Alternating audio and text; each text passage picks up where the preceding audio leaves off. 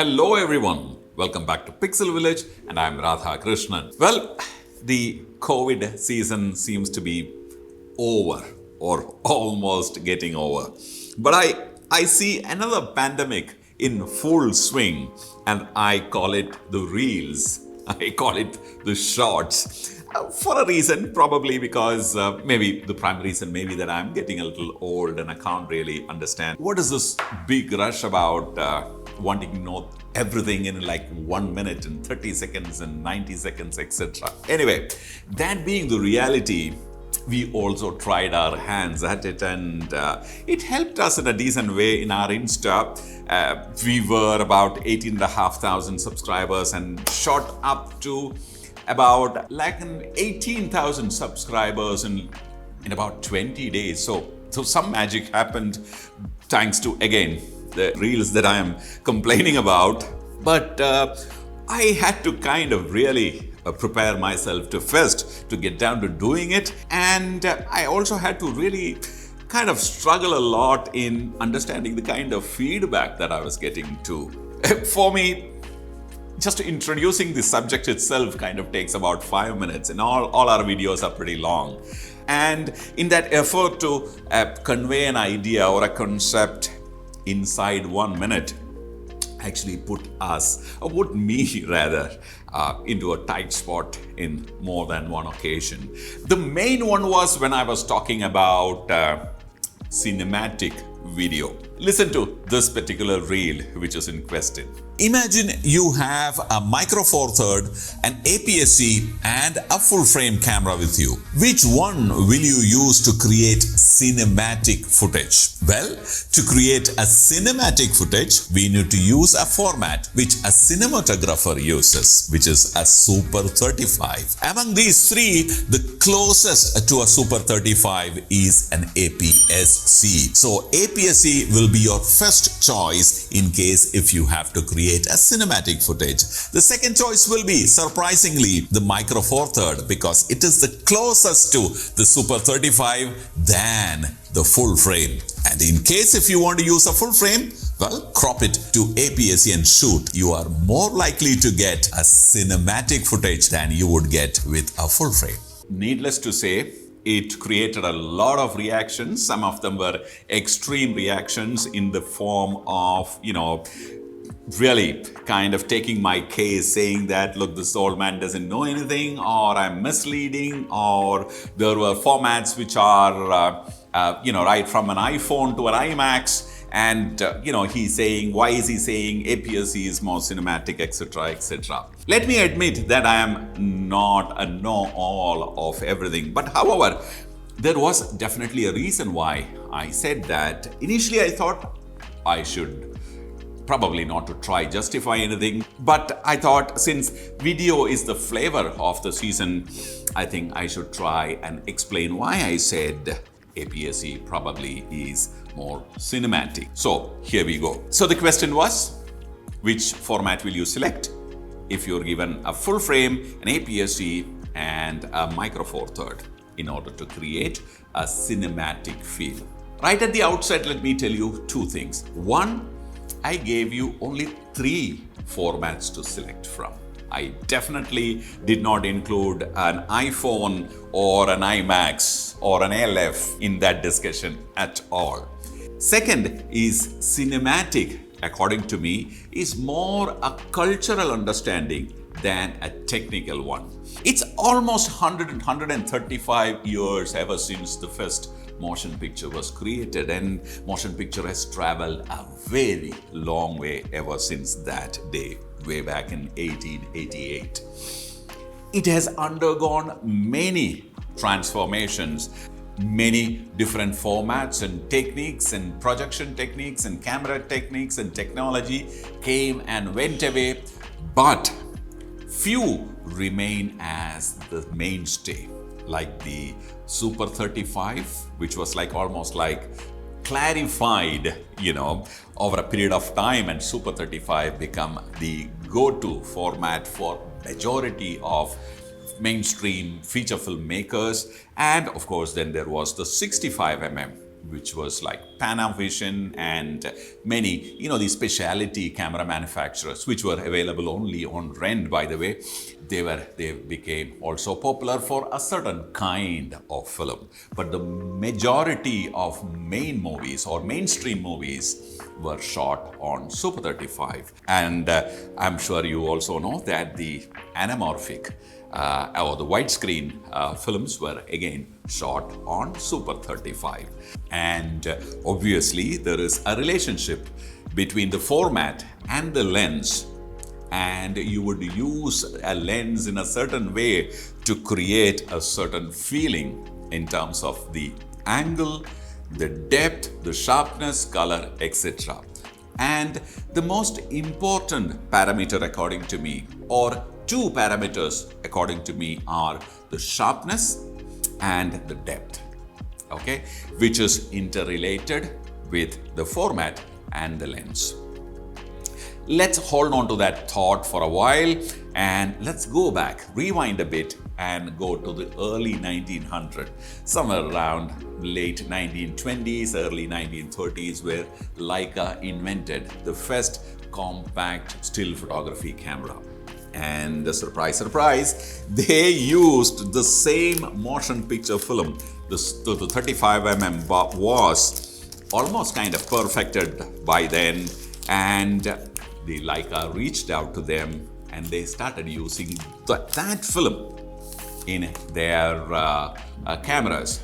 Now, this is from some of the shoots that I did way back in the early 2000s. This is the 35mm film. This is Super 35 because of certain other, perforations and things like that. We're not going there. Now, in a motion picture camera, this film travels vertically, okay, upwards, downwards, depending on the camera. This is how it used to travel behind the lens, which means the size of a single frame on a motion picture film will be 22 mm horizontally and 16 mm vertically. This is after leaving the space for the optical soundtrack. In a still photography camera, the same film travels from left to right or right to left, depending on the manufacturer, and the image is formed horizontally, and the width and the height became much larger for optical reasons and design reasons. And the format that we call as full frame now became much bigger. It is 36 by 24. 24 became the height. The smaller side became longer than the longer side of a feature film. Now, like I said in the beginning, the relationship between the lens, angle, depth, sharpness, everything changed. Now, everything was hunky-dory till 2008, somewhere around mid-2008. Canon launched their 5D Mark III with a full-frame, Full HD video capability. And a still photographer, with his understanding of still photography, started graduating towards making motion picture. Somewhere in the middle of the 20th century, the television happened, and television also chose the same aspect ratio which 35mm had perfected. They used to fondly call it 1.33:1 or 4:3 aspect ratio. They continued using that. And like I told you, it created a relationship between the lensing, the depth, sharpness, and framing and all that. And now this has been your understanding of feature film ever since. For a very long time, I would stick my neck out and say 90%, probably 95% of the films that were made in the world were using that. And that became our understanding of cinema. Well, anything that is in cinema is cinematic. All those people who wanted to tell epic, historic stories or war movies or science fictions and stuff, they chose the 65 because it offered a much larger scale. And all those people who wanted to tell human stories of day to day, where there are a lot of emotions and stuff, they preferred to use the Super 35. Now, that, like I said, became our cultural understanding. It created a certain sense of aesthetics, a certain visual language, which is even now we're still following. The closest comparison that I can think of is automobiles, motoring. And just like we did in our reel, if I give a CNG, an 8-cylinder petrol, and a modern EV to someone who loves motoring and ask him to pick his choice of an automobile which gives him the best motoring experience, I think he will, without a doubt, will pick the 8-cylinder naturally aspirated petrol engine. We will definitely can argue saying that, look, now you have hybrids and you have the latest EVs and hydrogen and whatever.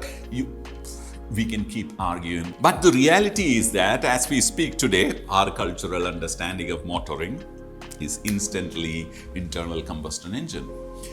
Well, I would like to compare that to a Super 35. The size of the APS-C is the closest to a Super 35. And that's the reason why I was saying Super 35 is the format that will give you a cinematic look. Now, besides that, there are a couple of very strong technical reasons also to be using an APS-C. Now, when you buy a very good quality hybrid camera, it usually is 24 megapixels and upwards. And if you're shooting a 4K, which I can argue that it's going to remain as a standard for the next 10 years, you can have 8Ks and 6Ks and whatnot and fill your hard disk and your memory card. But I think 4K is going to be on the order of the day for a very long time. And in order to shoot a 4K, I don't think you require a full frame which has a 60 megapixel or a 45 megapixel or a 38, or for that matter, not even a 24 megapixel, sensor. Because a 4K frame, a single frame, is not more than 8 megapixel. So what the still camera does is, it has to offer the best of both worlds, right? It needs to give best still image to a still photographer and a good video image to a videographer. So the cinema maker or the videographer, let's say, gets an image which is sampled down either from a 60 megapixel, 38 megapixel, or a 24 megapixel single frame. Obviously, lots of maths go in and it adds a lot of unreal sharpness. It introduces a lot of things. Now, the reason why you and me is not really seeing it is our biggest consumption happens on a mobile phone. At best, let's say a large television at home, you're not going to project it onto, or rarely project it onto a large screen, correct? When you project it onto a large screen is when your cultural understanding kicks in and say, haha, it looks different. It looks different from what I remember seeing in cinema, okay? Because it cannot look the same. So I think that makes a compelling reason to use a very low resolution hybrid camera in case if you want to shoot, for example, a 12 megapixel, because 4K, like I said, is only 8.2 megapixel frame. So you have to be ideally shooting a 1:1 proportion, or you should go through only a minimum amount of resizing or down resing, which happens if you are close to the 8 megapixels. So for example, the A7S III Sony will probably should be your ideal choice when you want to shoot a 4K, or a full frame camera shot in a crop mode, or a 45 megapixel, R5C cropped into APS-C straight goes down to about close to probably somewhere around 20 megapixel, and that should be used to capture your 4K.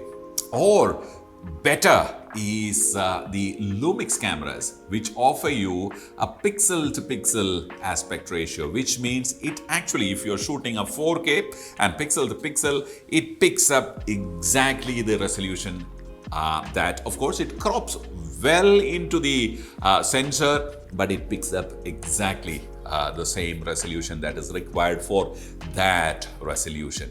Now, that completely avoids any amount of recalculation that is involved in resizing the image. Now, that's exactly how the biggies, the industry standard motion picture digital cameras work. The Arris and the Reds work. Leave alone the 65 because you go rent a 65 if you want to shoot a Revenant.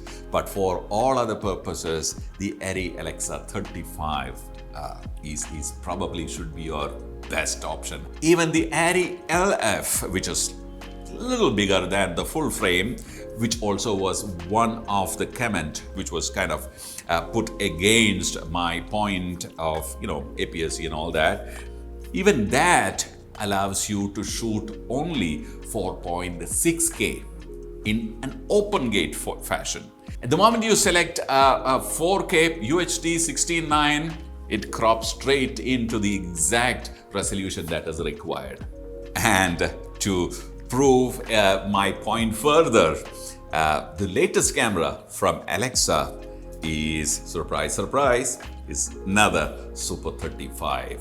I don't have any doubts in Alexa's vision and prediction about the cinema industry, and I don't see any reason why even you too should have a reason.